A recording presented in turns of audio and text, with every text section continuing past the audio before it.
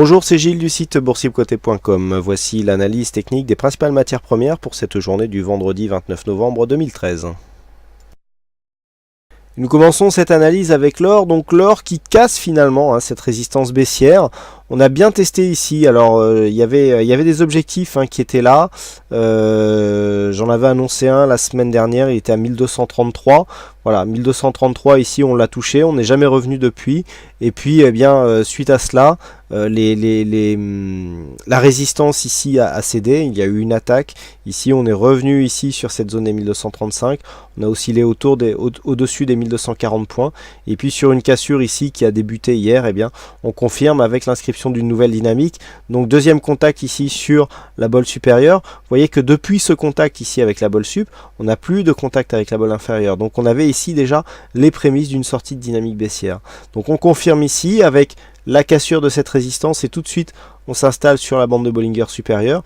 Donc un changement de tendance qui est à prévoir. Alors on peut aussi tracer les retracements de Fibonacci sur cette phase. On va déjà supprimer ah ben non, ils y étaient déjà, donc voilà.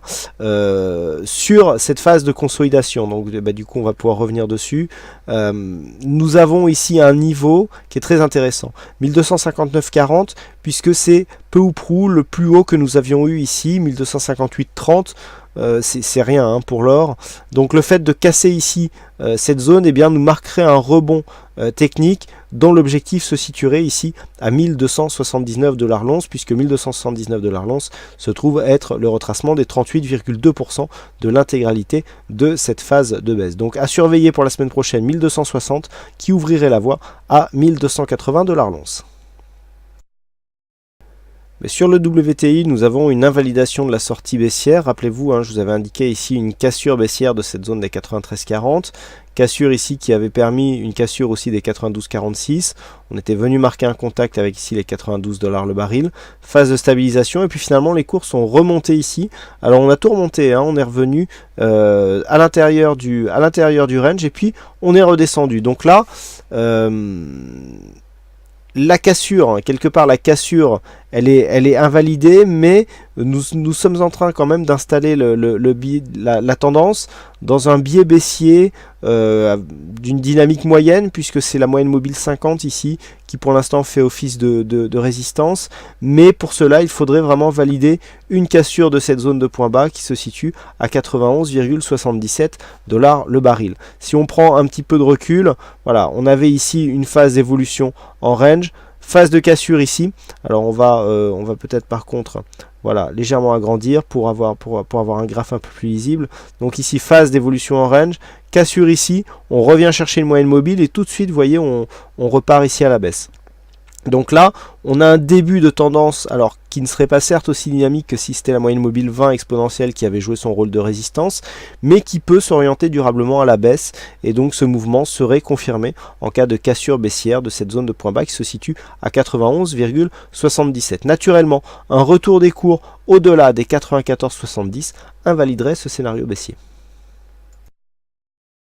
Et pour finir le Brent, donc le Brent qui, suite à son mouvement haussier, plafonne ici sous les 111,50 $ le baril et marque une petite phase de consolidation, contact avec la moyenne mobile 50, donc pour l'instant sans réel dommage sur la tendance.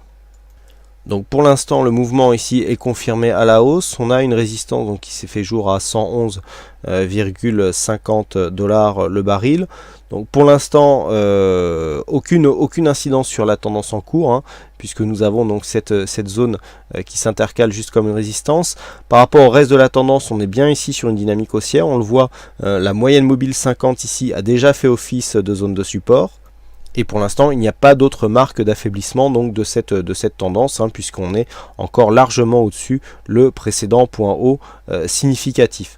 Du point de vue des indicateurs, nous avons ici des RSI stochastiques qui descendent sous l'effet de cette phase ici de temporisation dans un premier temps, et puis donc de phase de baisse.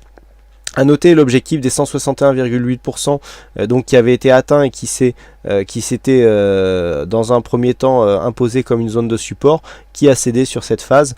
Donc on avait bien ici un objectif, encore une fois, qui était relativement bien calibré hein, du point de vue des extensions par rapport à la précédente phase de consolidation. Donc là nous avons un objectif ici sur cette phase de baisse à 109,50 $ le baril.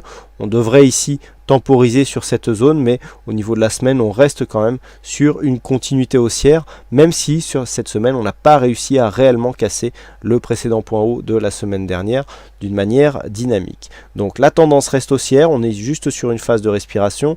Naturellement, sur une cassure ici de cette zone de point bas à 108 $ le baril, eh bien, il y aurait une remise en cause de la dynamique haussière. Voilà ce que nous pouvons dire sur l'analyse technique de ces principales matières premières. Il ne me reste plus qu'à vous souhaiter à toutes et à tous une bonne soirée, bonne chance dans vos prochains trades et surtout bon week-end.